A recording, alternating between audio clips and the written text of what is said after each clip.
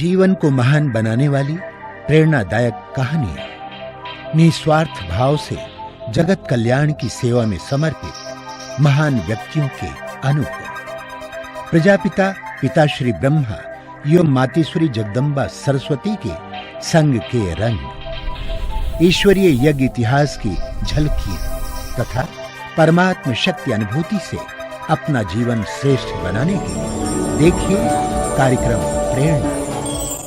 दीपक देता है रोशनी फैलाने की प्रेरणा, फलदायी वृक्ष देता है देने की प्रेरणा, मधुबन देता है महकते रहने की प्रेरणा, महान व्यक्ति देते हैं जीवन जीने की प्रेरणा। आओ प्रेरणा से दें हम सभी को प्रेरणा।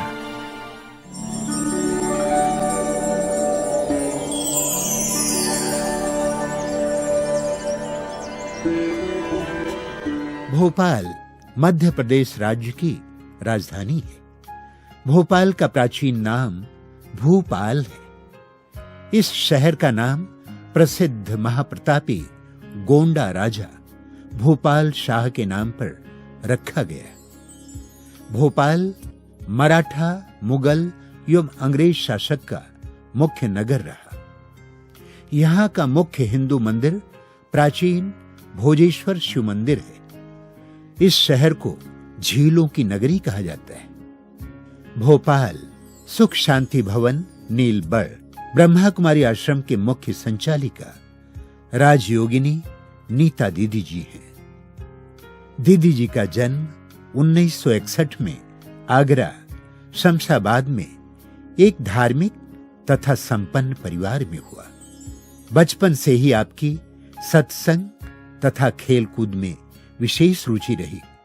आप अंतर्मुखता, धैर्यता, गंभीरता, स्वच्छता आदि गुणों से भरपूर है। पूर्व जन्म की भक्ति के फलस्वरूप आपको 3 साल की आयु में ही ईश्वरीय ज्ञान की प्राप्ति हुई। 1967 में मात्र 6 वर्ष की उम्र में संस्था के संस्थापक प्रजापिता ब्रह्मा बाबा से मिलन मनाने का आपको परम सौभाग्य प्राप्त हुआ। अपनी लौकिक पढ़ाई MA B.Ed पूरा करने के बाद 1983 में ईश्वरीय सेवा में संलग्न हो गई। तब से आप भोपाल, सिंगरौली, ग्वालियर, इटारसी, होशंगाबाद आदि स्थानों में अपनी सेवाएं प्रदान कर वर्तमान समय नीलबढ़ सुख शांति भवन में विशेष ईश्वरीय सेवाएं दे रही हैं। ईश्वरीय संदेश देने के लिए आपने विभिन्न आध्यात्मिक कार्यक्रमों का सफल आयोजन किया। नवनिर्मित भव्य सुख शांति भवन के आश्रम का उद्घाटन 2019 जनवरी 10 को राजयोगिनी दादी जानकी जी के कर कमलों से संपन्न हुआ। दीदी जी के नेतृत्व में 2 सेवा केंद्र, 10 उप सेवा केंद्रों में 1000 से भी अधिक विद्यार्थी ज्ञान योग की नियमित पालना प्राप्त कर रहे हैं। मेरा लौकिक जीवन 2 विरोधाभास लोगों के साथ बीता। माताजी भक्ति भाव में थी, लेकिन पिताजी राजनीति में ज़्यादा रुचि रखते थे और मुझे सत्संग आदि सुनने का शौक विशेष रहा। तो कहीं भी सत्संग होता था मैं जाती थी। दूसरा खेलने में का भी शौक रहता था और घर की कारोबार में कोई ज़्यादा इंटरेस्ट नहीं था। परंतु मैंने देखा कि अंदर में बचपन में मुझे मीरा बनने का विशेष शौक था और सबको मैं कहा करती थी कि मुझे मीरा बनना है, मीरा बनना है। जब लोग पूछते थे तो मीरा कैसे बनोगी, तो मैं कहती थी कि अगर मुझे मीरा नहीं बनने दिया तो जैसे रुक्मणी भागी थी वैसे मैं भाग जाऊंगी। समय बीतता गया और हमारी लौकिक दादी जी दिल्ली से ईश्वरी संदेश लेकर आई और उन्होंने बहनों को बुलाया।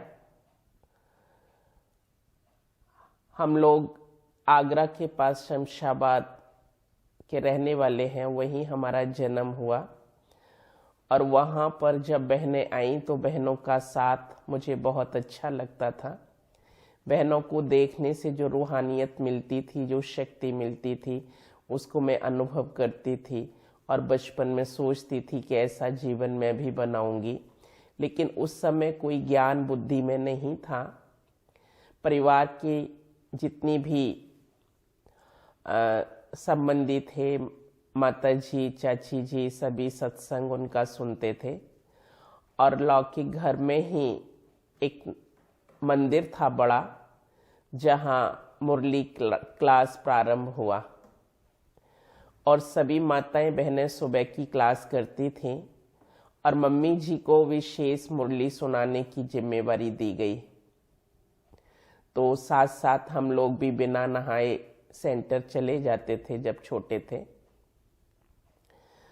और धीरे धीरे रुचि बढ़ती गई बाबा के प्रति।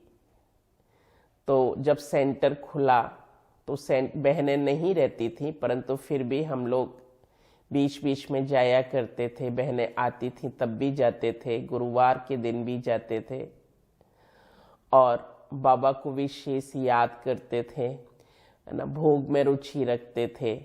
भोग का कोई भी दिन ऐसा नहीं होता था जब हम मिस करते हो। और जब बहनों ने वहाँ पर रहना शुरू किया, गीता पाठशाला खुली, तो बहनों के साथ भी समय बिताते थे। घर में कभी मार भी पड़ती थी, कभी डांट भी मिलती थी, लेकिन सेंटर के प्रति रुझान कभी कम नहीं हुआ। और मुझे याद है कि जब छोटे थे तो माता जी 66 या 7 की बात रही होगी, साकार बाबा से मिलने के लिए मधुबन गई, जो बुरहानपुर की सुधा बहन जी हैं उनके साथ में। और जब मधुबन गए तो माता जी को बाबा ने दिलवाड़ा टेम्पल घूमने के लिए भेज दिया। मैं थी लौकिक, मेरा छोटा भाई था 2 साल का। दोनों को बाबा ने अपने पास रखा और पांडव भवन के हिस्ट्री हॉल में बाबा हमारे साथ हॉकी और बॉल खेलते रहे। फिर ये सीन मुझे याद है साकार बाबा का। दूसरा, जब हम लोग चलने को हुए तो बाबा ने गिफ्ट दिया और एक दादी के साथ मुझे स्टॉक में भेजा फ्रॉक पसंद करने के लिए। तो मैंने खास 2 फ्रॉकें पसंद की, जिसमें से बाबा ने मुझे गोद में बिठाकर एक फ्रॉक पहनाई। बस ये 2 सीन मुझे साकार बाबा का याद है।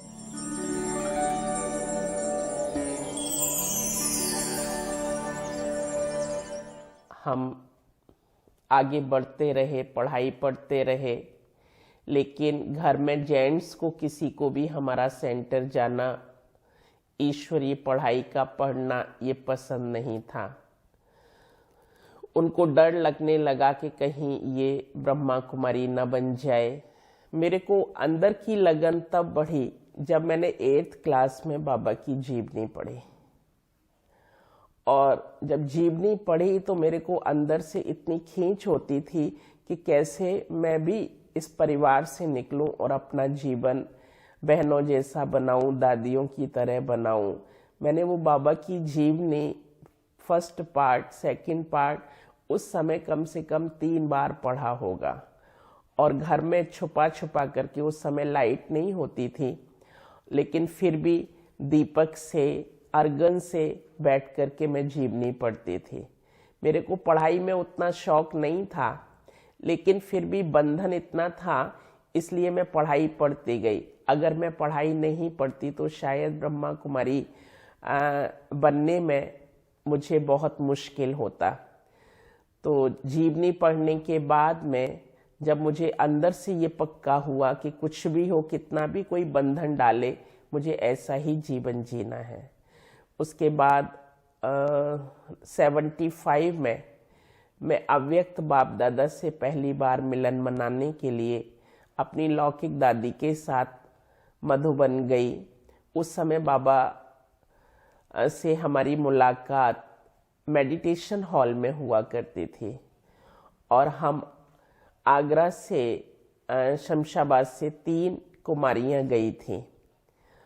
तो जब बाबा से मिलना हुआ तो तीनों ही बैठे थे। तो बाबा ने पूछा, ये बच्चियां कुमारियां कहाँ से आई हैं? तो हमारी दादी ने हाथ खड़ा किया, ये हमारी लौकिक पोतियां हैं। तो बाबा ने हम तीनों में से मुझे गुलाब का फूल दिया और मैं साड़ी पहन करके बाबा से मिली थी। उसी समय बाबा ने मुझे टीचर बनने का वरदान दिया कि ये भविष्य में एक अच्छी सफल टीचर बनेगी। और मुझे बहुत नशा चढ़ा। बहनें कुछ थीं, लोग उसका विरोध भी करते थे कि तू अभी से टीचर बन जाएगी, लेकिन मुझे बहुत नशा अंदर में था। लेकिन जब वहाँ से आए तो बंधन बहुत ही जटिल थे कि हमको सेंटर जाने के लिए भी मना किया गया और हर प्रकार का विरोध होने लगा। लेकिन जैसे जैसे विरोध हुआ, लगन हमारी बढ़ती गई। बाबा को 2-2 बजे उठ करके हम याद किया करते थे और बाबा से बातें करते थे।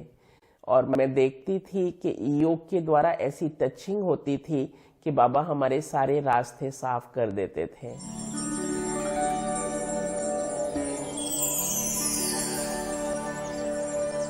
एक बार मुझे मधुबन जाना था और मधुबन जाने के लिए जब मैंने दीदियों से पूछा कि क्या खर्चा होगा, तो दीदियों ने कहा कि आप तो आ जाओ, जो भी कुछ होगा हम सब कुछ देख लेंगे। तो फिर भी मैंने अपनी सारी तैयारी कर ली कि मुझे मधुबन जाना है और बाबा से मिलना है, दोबारा अव्यक्त बाप दादा से। तो मैंने देखा कि बाबा कैसे धन से भी बाबा ने मदद किया। तो जब मैं जा रही थी तो मैंने अपनी अलमारी से एक किताब निकाली कि रास्ते में मैं पढ़ती हुई जाऊंगी। तो दूसरी किताबें भी अलमारी से गिर गई और मैंने देखा एक किताब में से 600 रुपये निकले, है ना। कभी वो रुपए मैंने रखे होंगे, मुझे याद नहीं है। और वो रुपए जब निकले तो मुझे इतना गदगद हुआ कि देखो, उस पिता ने खर्ची नहीं दी, लेकिन बाबा ने मुझे मधुबन बुलाने के लिए खर्ची दिया। और मैं वो पैसे लेकर के मधुबन गई और हर प्रकार से दीदी के हाथ में दिया यज्ञ के लिए। फिर वहाँ पर बाबा से मेरी मुलाकात हुई तो बाबा ने मुझे बहुत अच्छा एक वरदान दिया। मैंने बाबा को कहा, चंद्रमणि दादी बैठी थी, तो बाबा ने कहा, बाबा ये कुमारी ना बहुत बंधन वाली है।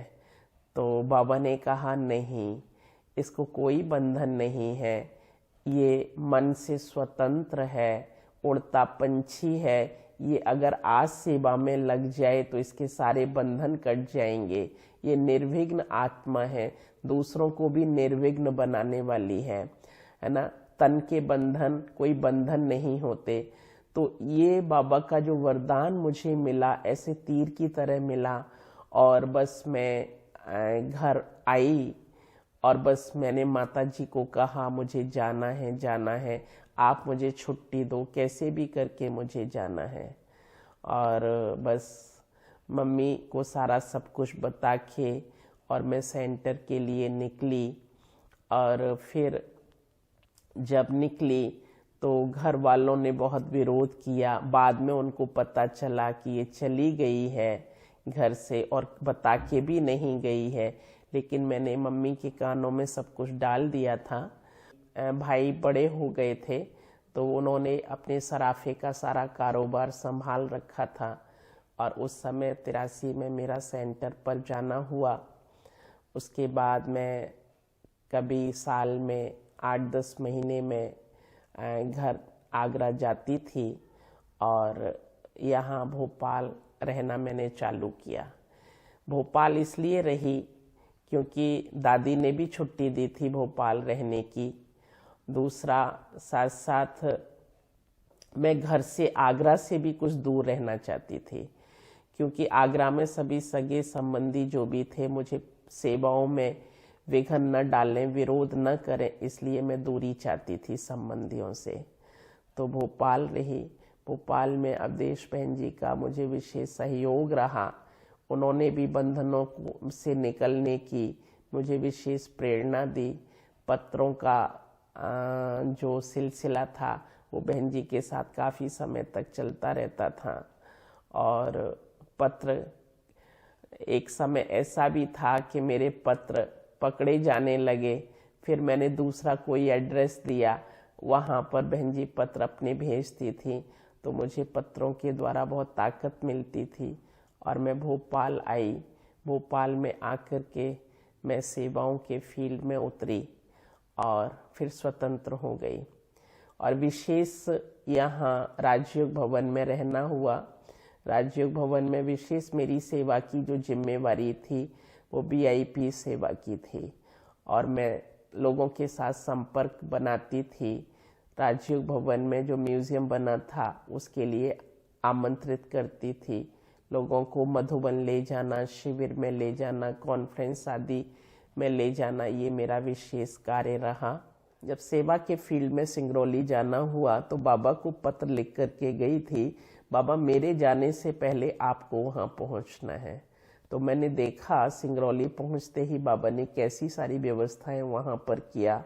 एक कमांडेंट भाई थे जो धनबाद से ट्रांसफ़र होकर के आए थे और वो सेंटर्स खोज रहे थे कि यहाँ कोई ब्रह्मा कुमारी स्थान हो तो हम वहाँ पर क्लास कर सके। तो जब उनके साथ हमारी मुलाकात हुई, प्रदर्शनी आदि हमने लगाया, उन्होंने ही हमको शक्ति नगर NTPC में एक बहुत अच्छा क्वार्टर दिया CISF का और वहाँ रह कर के हम बहनों ने सेवाएं स्टार्ट की। रेगुलर वो एक अकेली ही आत्मा थी जो मुरली में सुबह में आते थे, बाद में प्रदर्शनी आदि किया तो सेवाएं वहाँ पर शुरू अच्छी हुई।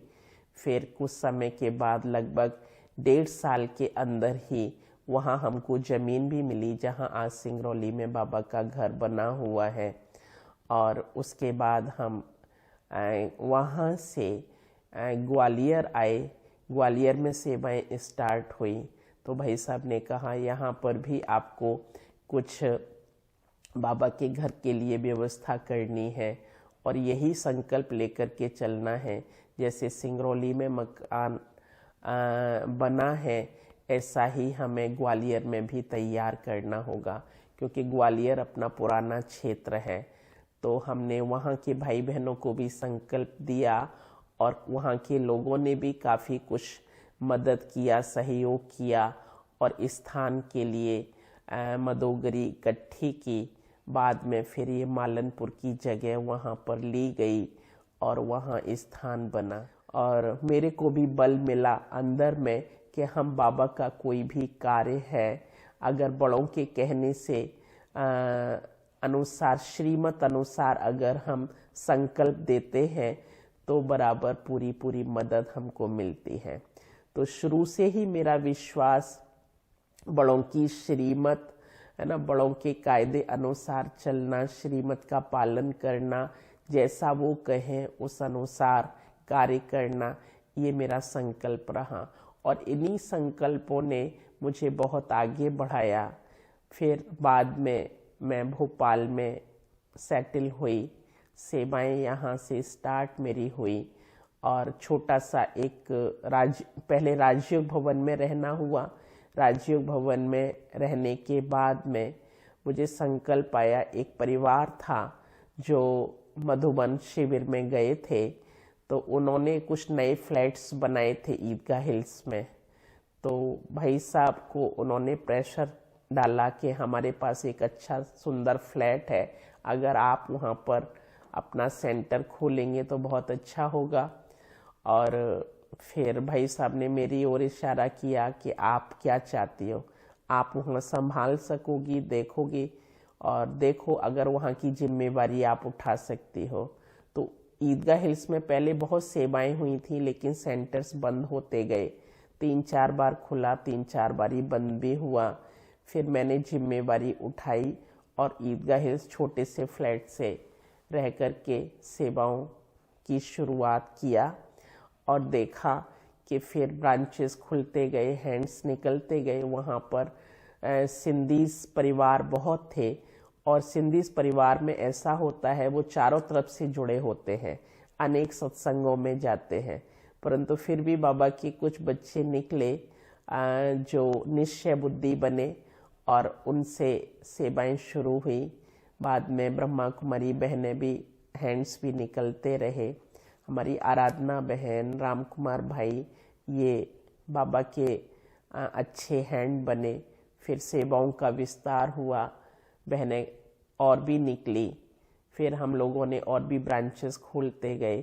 खोलते खोलते आज ये वहीं से एक परिवार निकला जिन्होंने ये जमीन गिफ्ट हमको किया, और आज सुख शांति भवन खड़ा हुआ उनके सहयोग से।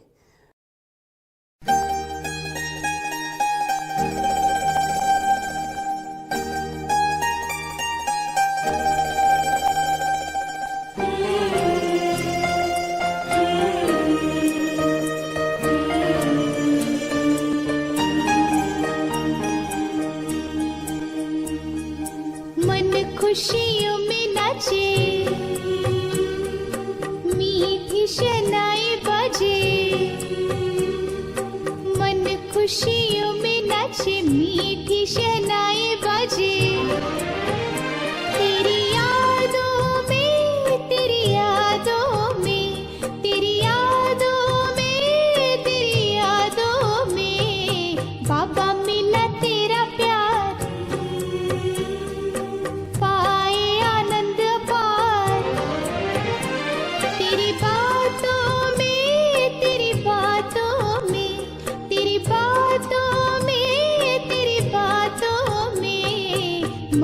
खुशियों में नाचे,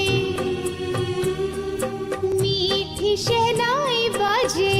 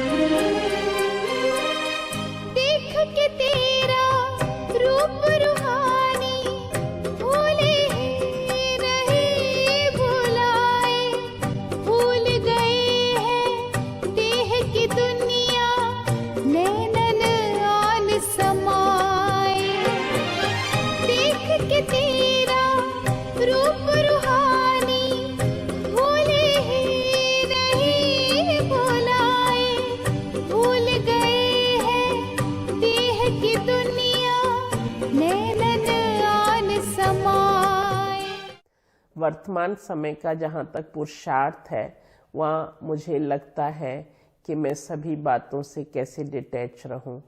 जो भी, चाहे वो स्थान है, चाहे वो हमारी बहनें हैं, संबंधी हैं और साथी हैं, उनसे अंदर से डिटैच होने का विशेष पुरुषार्थ मैं करती हूँ, संकल्प रखती हूँ, जिससे कोई भी चीज़ मुझे अंत के भी अंत में दुख न दे, और कैसे सभी के साथ रह करके मैं न्यारी रहूं।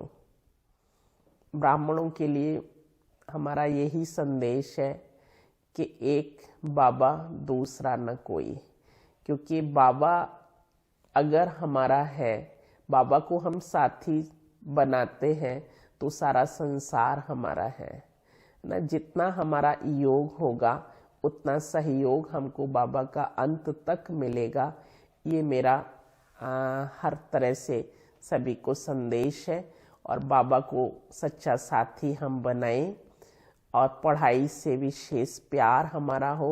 बाबा की मुरली हमारी अपनी जान है और मुरली के बिना हमारा जीवन नहीं है। सेवा का जो चांस मिलता है, बड़ों की जो श्रीमत मिलती है, जो आज्ञा मिलती है, उसको सिर माथे लगाकर हमको चलते ही जाना है और तभी हम इस जीवन में निर्विघ्न रह सकते हैं। तो यही मेरा संदेश है, बाबा को साथी सहयोगी बनाकर चलना और बड़ों के अंग संग रहना, श्रीमत का विशेष पालन करना और बाबा की मुरली से बहुत प्यार रखना।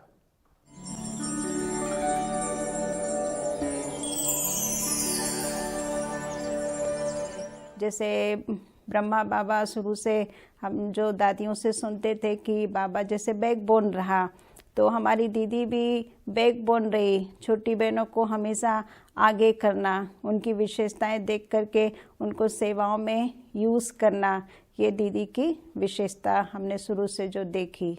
नीता बहन जी की जो सिंप्लिसिटी है, कार्य करवाने का तरीका है और जिस तरह से वो लोगों को मोटिवेट करते हैं इस सेवा से जुड़ने के लिए, सेवा करने के लिए, उससे मैं बहुत प्रभावित हूँ।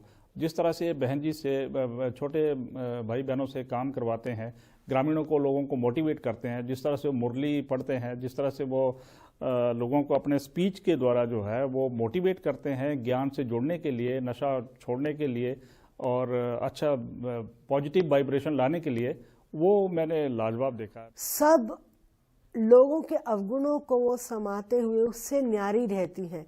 तो ये भी सीखा, हम लोग अवगुणों को लेके पकड़ लेते हैं, तो पकड़ना नहीं है। जैसे नदी सब कचरा लेते हुए चलती है समाते हुए और उसका बहाव रुकता नहीं है, तो वैसे ही अपने आप को जीवन की लहरों में बहाना है। तो ये सीखा दीदी से।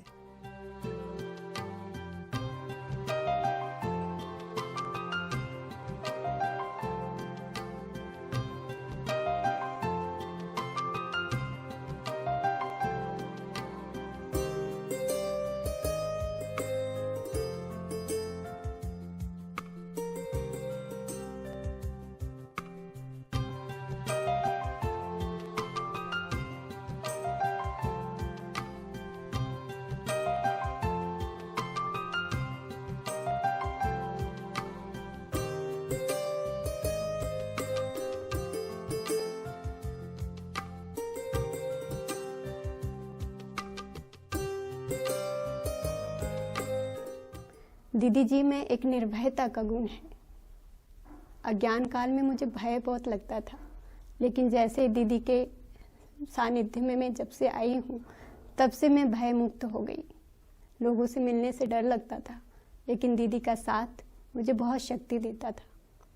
आज भी दीदी हमेशा हम छोटी बहनों को करके सिखाती, न केवल आदेश लेकिन बहुत प्यार से अपने कर्मों अनुसार हमें प्रेरणा देते हुए आगे बढ़ाती।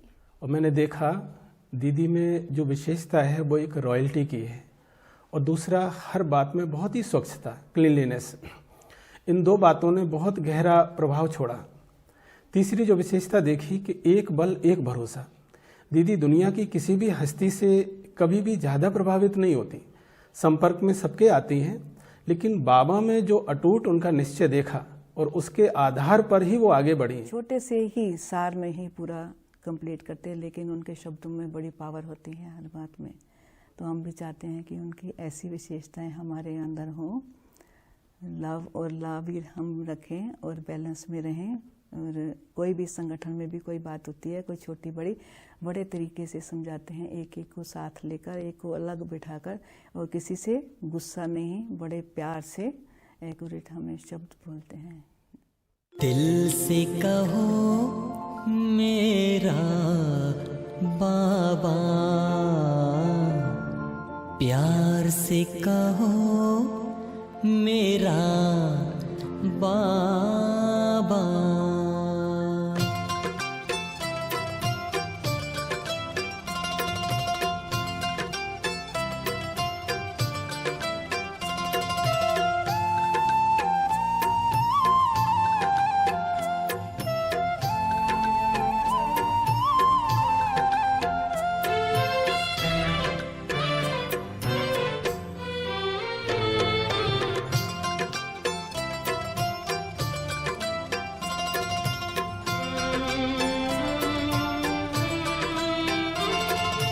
दिल से कहो मेरा बाबा, प्यार से कहो मेरा बाबा।